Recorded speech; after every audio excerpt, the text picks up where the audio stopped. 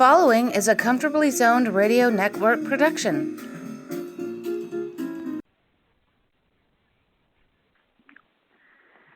Thank you, Tally Olson. I am back loving baseball when we were 12 and innocent. I'm Ralph Tycho of the Comfortably Zoned Radio Network. And it's always a pleasure to have Jerry Feitelberg and Len Shapiro. I almost said Shapiro, but I would have. Did anybody ever mistake you for Shapiro? Only if I'm in Ohio. Oh. Very good, Len. Len has been with us before. Jerry is an absolute gem of a regular. And how did you guys meet? I think we met through Sports Radio Service with Lee Leonard. Len was doing most of the hockey. Len is a hockey maven.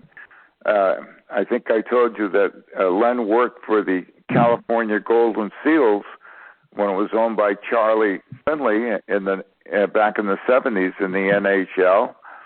And Len has done work for the Raiders, and I think he's done some work for the A's over the years. And we've done many podcasts together for Sports Radio Service. That's where we met. We also met in person at the A's games in the press box. Yeah. Oh yeah. What a way to go through life.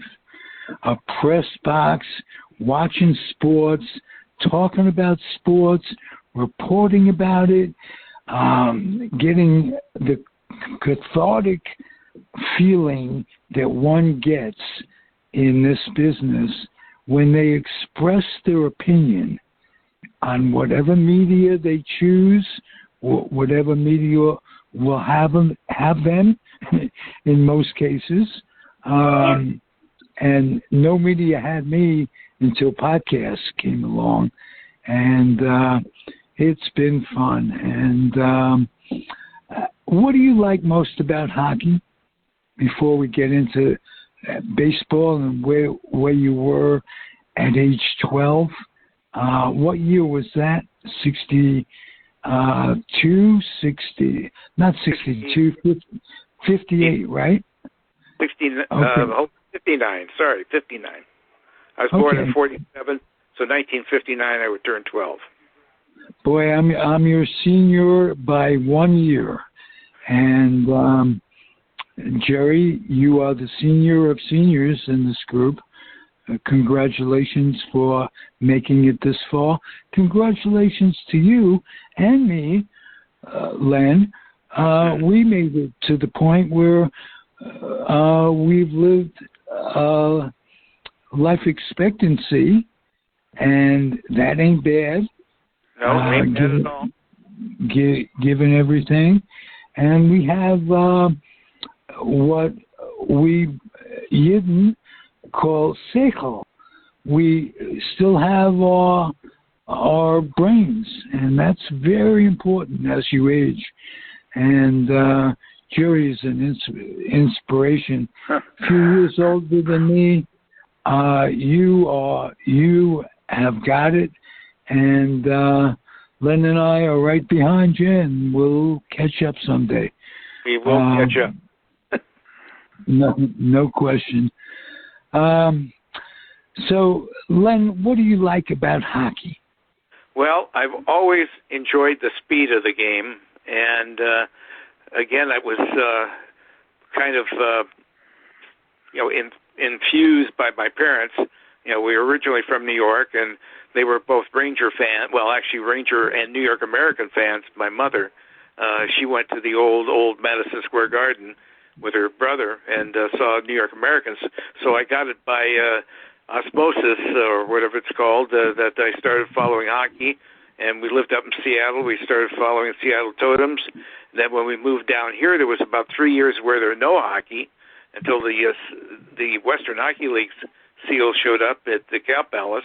And that's when I started following it religiously. I love the personalities. I love the speed of the game. It was just exciting to be at the Cow Palace in those days to see the Seals play. What's the difference in mentality between a typical hockey player and a typical baseball player? Well, I always said the hockey players are in better shape. I mean, again, in the current age, they're in better shape. Back then, training camp was 6 weeks in the 60s, so the players could get in shape because they had to go out and get other jobs. They weren't being paid much in the 60s and the 50s, so the players had to go out and read gas meters, deliver milk, work for beer distributors, and that type of thing. But now they go into the dressing room or in the clubhouse. I mean, they're weighed, measured, checked out completely. They have benchmarks to meet, and I think they're in better shape than baseball players. Yeah, I agree with you, Len. I've seen these guys pre-game doing their stretching exercises. It's unbelievable what they do before the game, and I agree with you. They're in better shape.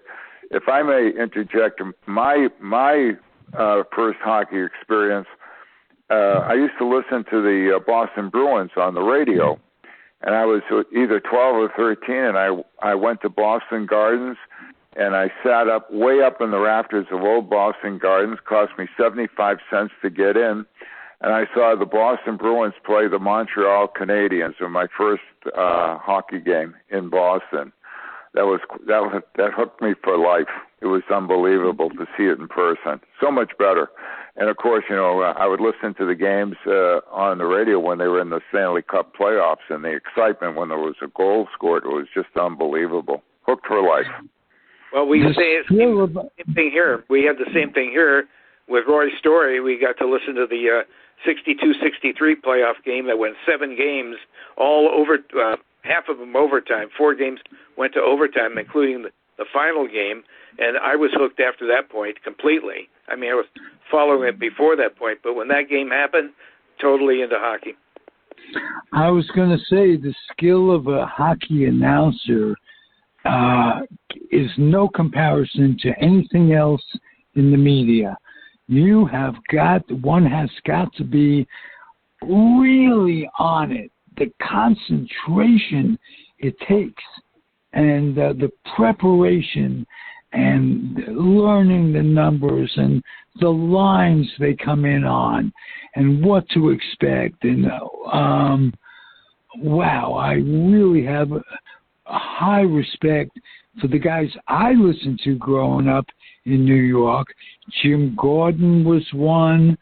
I don't remember if Marty Glickman ever did hockey, but probably not. He did so many great things. Marty Glickman. Did Bud Palmer do hockey? Did Bud Palmer do hockey in New York? But no, I don't think he did. But I can remember when Bud Palmer, Saturday television, watching the Knicks, and Bud Palmer was an alternate, a guy who came in off the bench for the Knicks. And Cousy played the Knicks on that particular game that I remember Bud Palmer playing. Cousy amazed me at that point. Now it's what he does, Maravich and this, that, and the other thing. Back then, he was just ahead of his time. And, wow, good memories, guys. I hate to break off on a tangent, but we've had some great hockey announcers, believe it or not, in the Bay Area. We had Roy Story, we have Joe Starkey, and we have Dan Rusanowski. So we've had 3 great hockey announcers call games here in the Bay Area. Yeah, Rusanowski's a treasure. I love listening to him. Yeah. Starkey was great, too. He had the enthusiasm, and Roy Story had the excitement in his voice. Yeah, that's how Joe came out here. He did a disc for Charlie Finley, I believe. And that's how he got the job.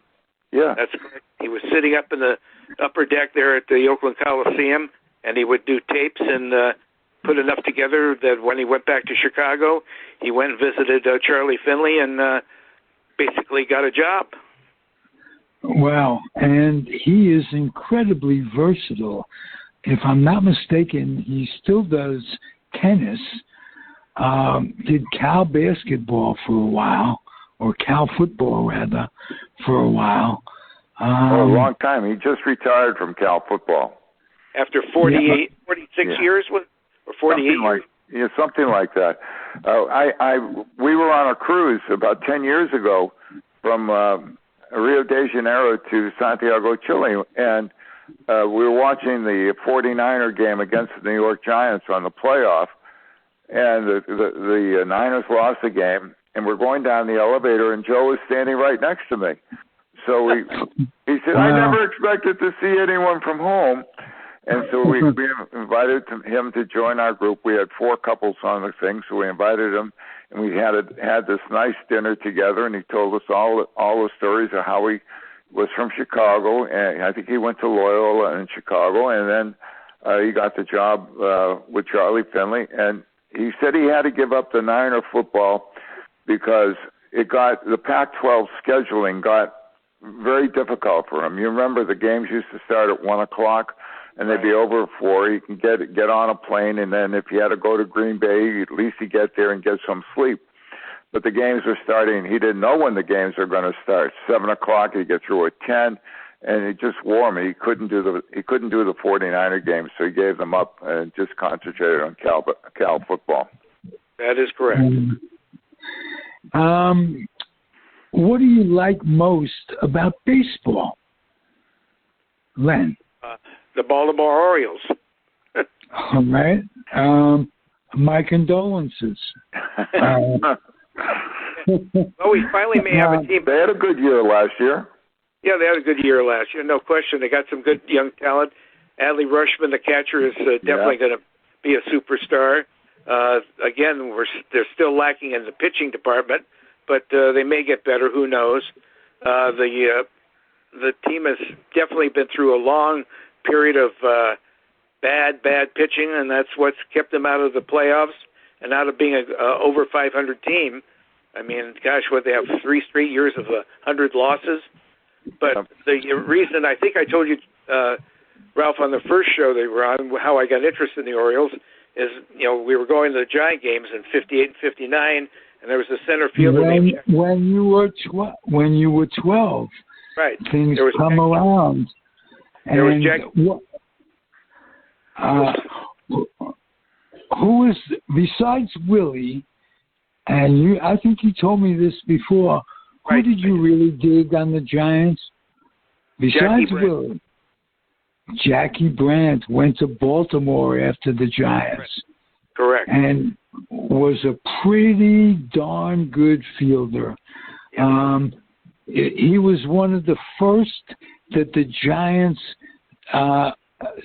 in a long line of players, that the Giants supplied baseball with outfielders. Willie Kirkland, Daddy Wags, and Moda, the Alous, and it was crazy how they could produce so many outfielders and not produce a few, Marichal, Perry, and what have you.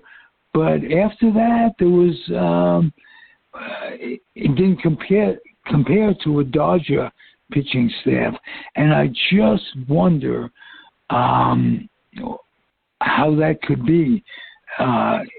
Is it scouting or what? I think it's scouting. Yeah, I think it starts with scouting, and then you've got to have a good pitching coach. Again, Baltimore had a great pitching coach in George Bamberger, and he developed quite a lot of pitchers. I'm trying to think.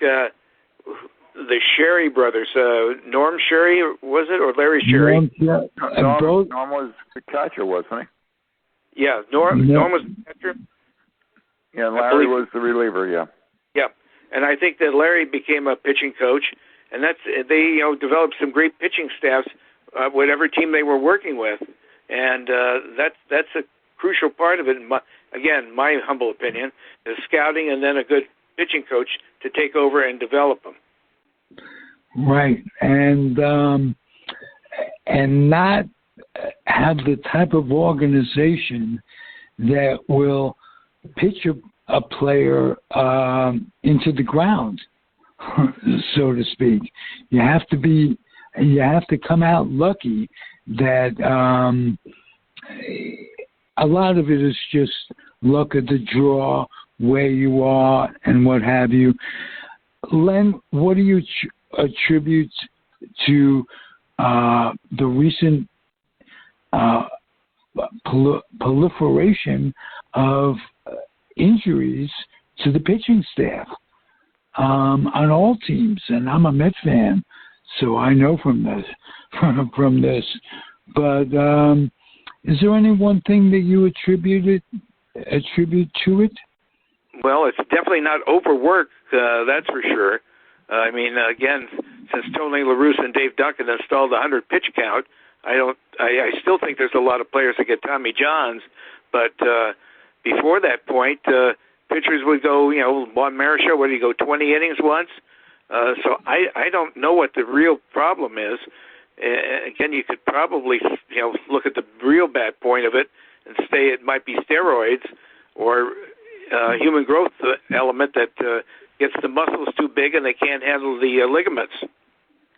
Yeah, it's possible we're working out on the weights too much too, Len, to build up the muscles. When you go back into the 50s and 60s, when you had guys like Warren Spahn and Robert Roberts and all those guys, they expected to go 9 innings they didn't have a pitch count.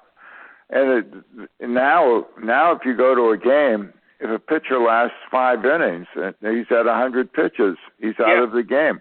They can't work out of jams. All they're told to do is go up, throw as hard as you can, and they're throwing 95 to 100 miles an hour in the fastball. I don't know if Spahn or those guys they had never had the radar gun on the speed, so they learned how to pitch. You think about Eddie Lopat, who was a junk baller, and he was very successful because he varied the speeds and he pitched the spots, and they knew how to pitch. These guys are maybe just slowers, and who knows why they're throwing their elbows out there. I think they may be throwing more sliders and curveballs. Who knows? Yeah, I think they're trying to pitch to the radar gun. And when we were kids, Bob Feller broke 100, and that was a story. And he was the only one for a long time. And today, basically 80% of the pitching staff could hit into the high 90s, pitch into the high 90s. So there's an expression in athletics, you're pitching out of yourself. You're exceeding what you can do. So you could do it for a while. It could be 2 or 3 months. It could be 2 or 3 years. But you're going to break down by design pitching that fast. Well, I think they're trying to power pitching has been a key here the last, 15 years? It's developed in the last 15 years for power pitching, get that 100-mile-an-hour fastball, challenge the hitters, make them swing and miss. Right. And I wonder if that's going to change next year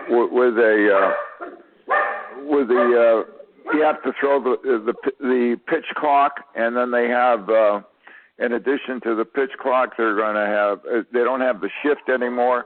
So maybe we'll get more hits up the middle, that type of thing.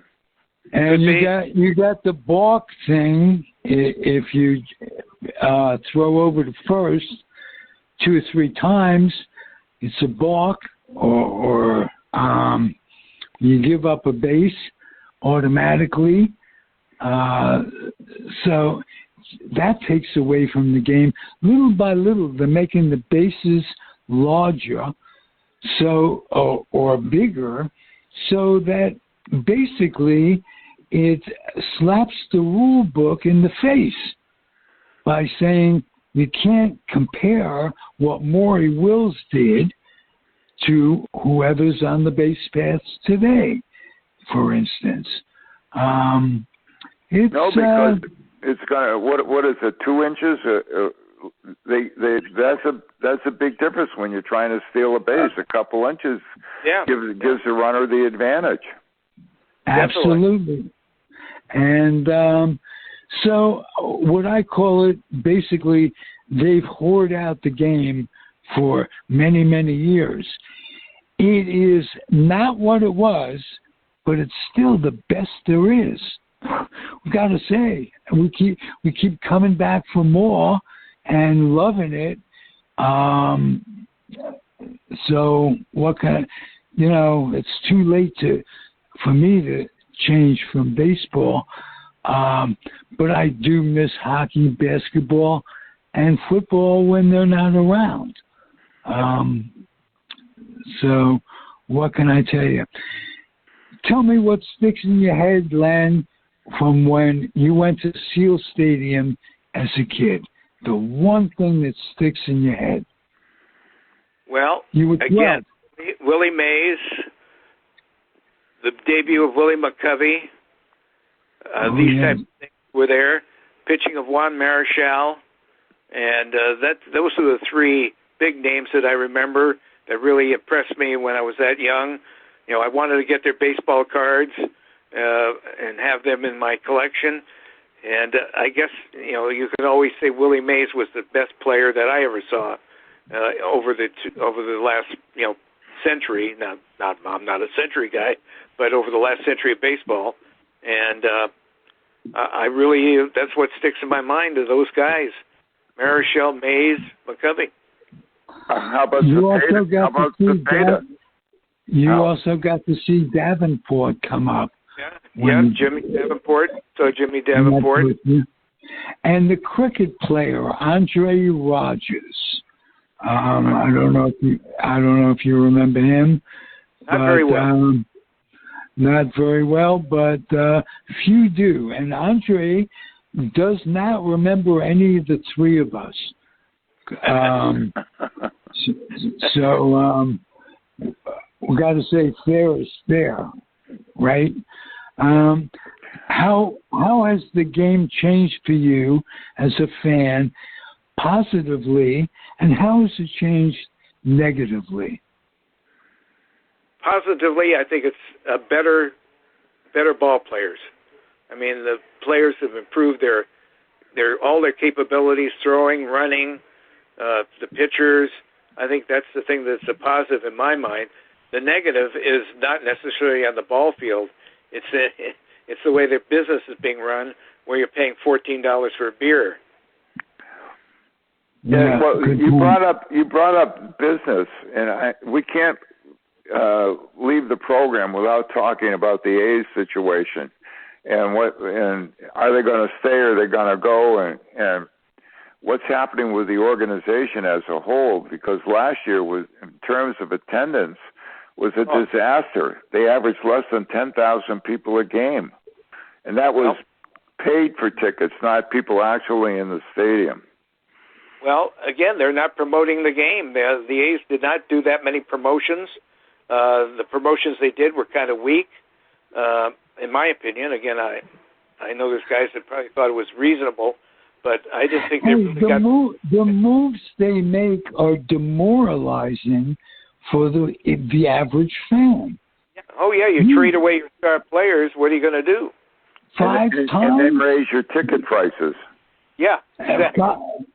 Now, they've done that 2 or 3. I exaggerate when I say 5 times.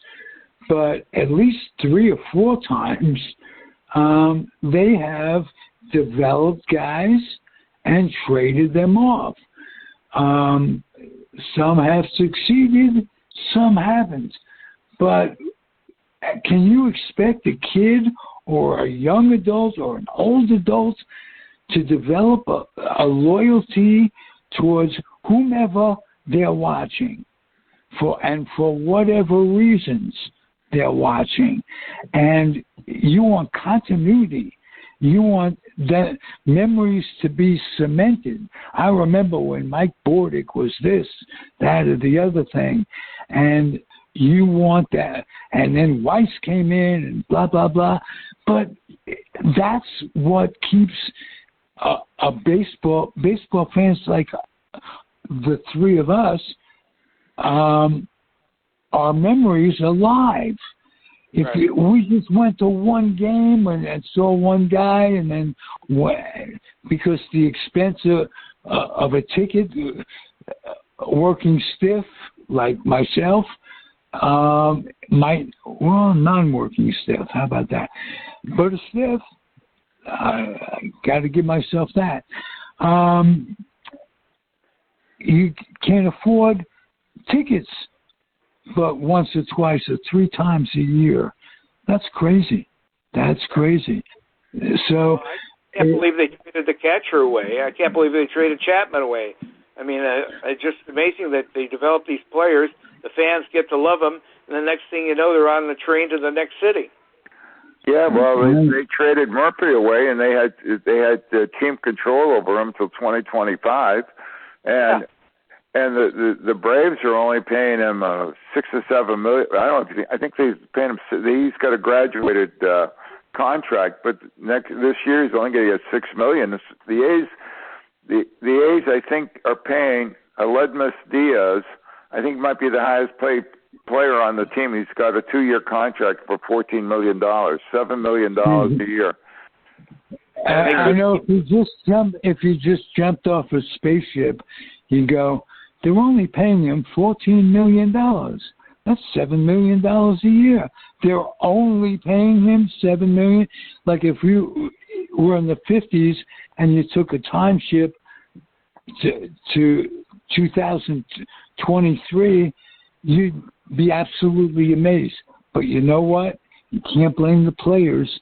The revenue is there, and they know it. The union has banded together so that players know what to expect. Yeah. And I don't blame them. You get what you can while you can. Well, I've said many times, Ralph, that young players don't mind coming to play to Oakland because they get a chance to play every day, and if they're any good, they know they're going to get, after 3 or 4 years, they're going to get they may not be getting a big payday from the A's, but they'll be getting traded, and they'll be going somewhere else where they can make some money. I think that mentality is getting pretty strong in the A's organization. Yeah. Right. Yeah. And really, as a fan, or as in my case, an apologist, I'm a Met fan. I'm a New Yorker, so I like the Yankees. The Giants were my team as a kid, so I am a Giant apologist too.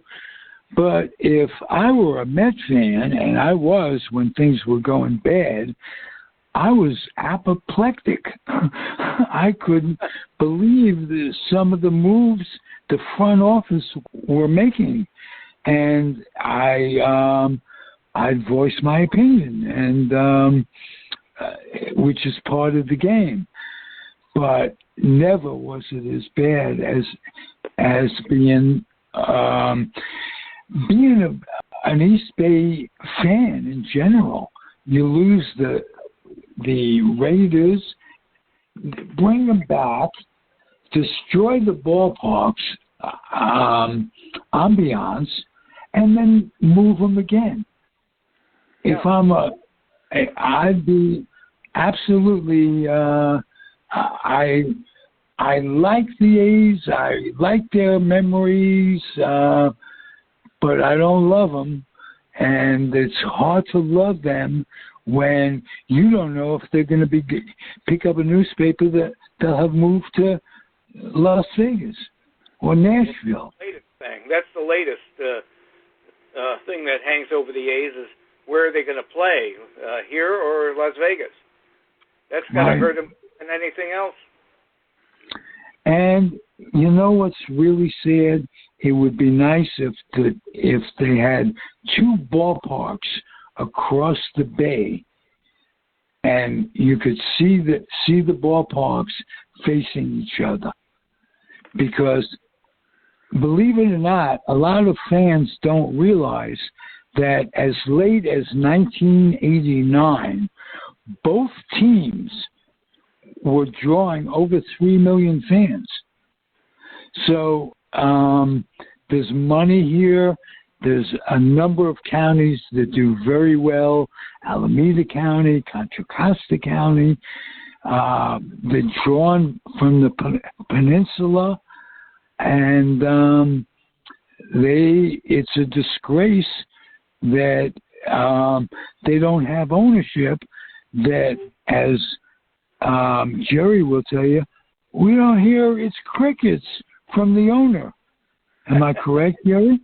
We don't hear anything from them, and most of us have never even seen them at the ballpark. I've never seen them there, and it's an interesting situation. If you compare and contrast the two stadiums in the Bay Area, if you go to San Francisco, it's run like a professional baseball team. It's got a nice amenities. They got good food in the park. You go in there, it's a full stadium. There's a lot of fans. People go in and it's easy to get to by public transportation, and it's a fun experience. You come over to Oakland, they've got a lot of parking, which is good, but you go into the stadium, it's an old stadium. The amenities just aren't there. The food service, especially in the West Side Club, it was terrible for years. The A's do everything they can they don't do anything to really make it a fun experience. For the press box, for the media, they used to have a media lounge, and of course, with COVID that changed things. And but they took the media lounge and then converted it into the presser, where the manager gives his little speech after the game. And the media now are getting box lunches, which are terrible. So, and you go over to the Giants place for the media. They have their media lounge available. You can go up and get a nice lunch. There's the camaraderie between the workers and the media, and it's run like a first-class operation. You go over to Oakland, and it's run by a struggling mom-and-pop operation. And that's the difference to me.